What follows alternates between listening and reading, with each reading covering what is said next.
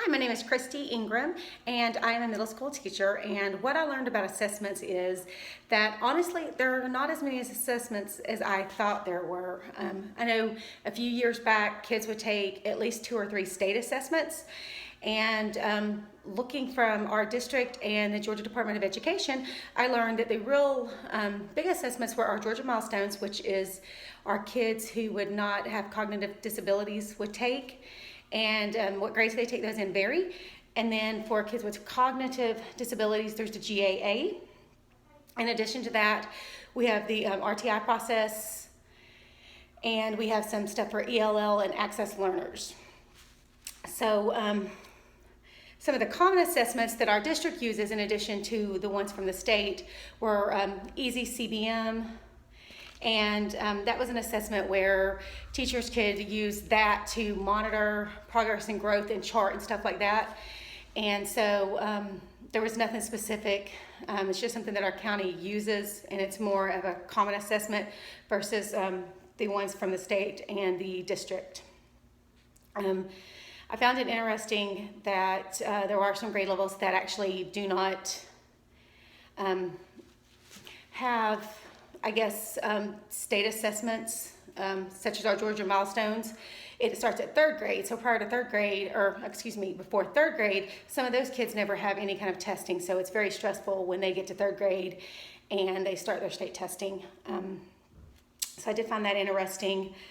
The process for determining the assessments depends on the child's needs and their intellectual disabilities, as far as determining if they're going to be on the GAA, which is the Georgia Alternative Assessment, or the Georgia Milestones.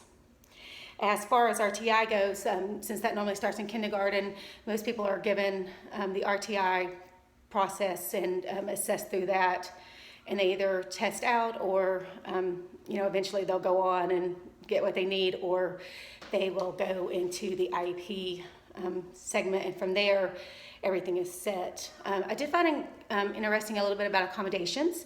I knew that an accommodation had to be in an instructional accommodation in the classroom to be used for testing, but it also has to be used as classroom testing.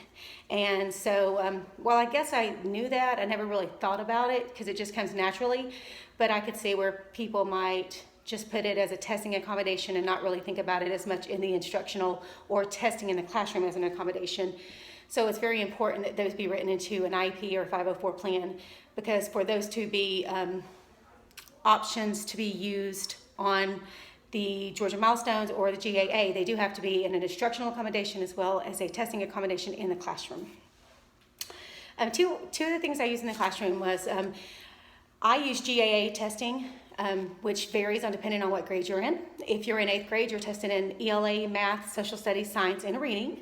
And if you're in 6th or 7th, it is just ELA, math, and reading. So that is one of the assessments that I use in my classroom. And then we do just our general assessments of our kids and their growth and some benchmark testing that is set up for our group. It's specifically just some benchmark testing that help us learn what levels our children are at and what their instructional levels are to help guide our IEPs.